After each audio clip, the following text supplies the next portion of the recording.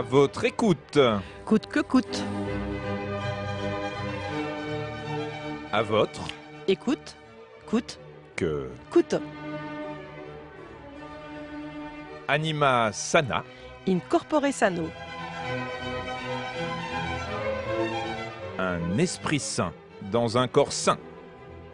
L'esprit, c'est elle. Et le corps, c'est lui. Docteur Michel Simès. Et Marina Carrère d'Ancos.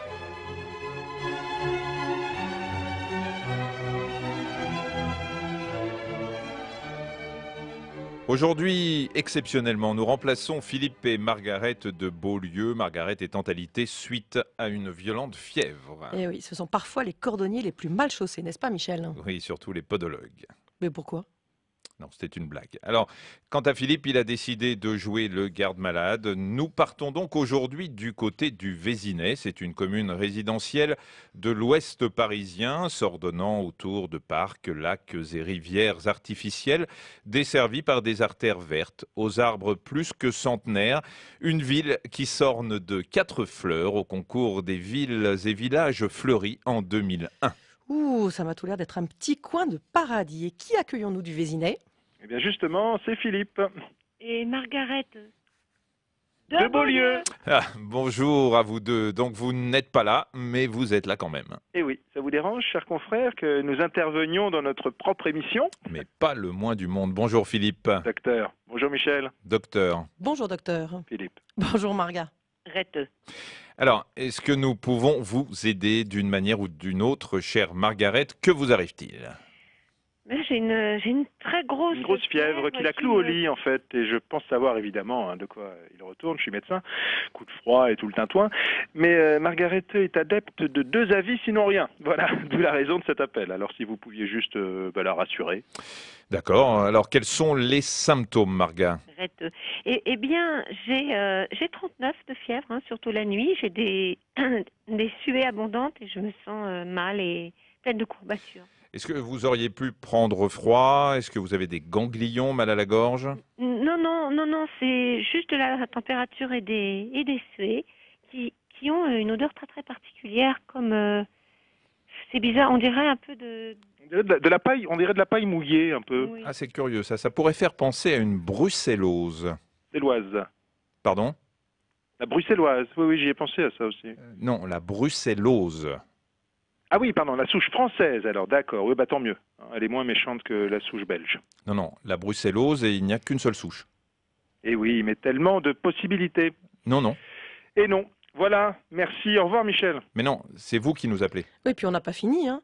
La brucellose, c'est une maladie qu'on appelle aussi la fièvre de Malte. C'est une maladie d'origine animale qui peut se transmettre à l'homme. Vous avez un animal malade dont vous auriez touché les excréments ou bu le lait ou inversement? Il y a Dietfried, hein, mon dog allemand, mais je n'ai pas touché ses excréments. C'est un mâle? Dietfried, quand même, c'est clair, non? Du coup, je doute un peu de vos capacités à établir un diagnostic, cher confrère. Écoutez, docteur, je vous suggère de pratiquer une palpation au niveau du scrotum de votre chien pour vérifier qu'il n'y a pas de grosseur. Ah, si! La dernière fois, si, j'ai senti que Dietfried avait le scrotum particulièrement gonflé et un testicule tout dur et même ça le faisait boiter après. Allô? Oui? Allô? Oui. Mais dis-toi, il me vient une pensée, là, Michel, Docteur, docteur. Il n'y a pas de... Ah zut, comment on dit déjà? Le risque, là, de... C'est quoi le mot? C'est pas transmutation, l'autre mot. transmission interhumaine. Voilà.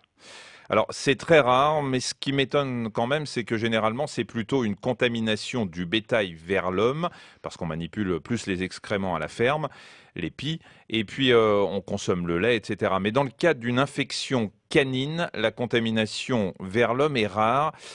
Comment dire? Il faudrait vraiment un contact très, très étroit. Allô? Oui. Allô?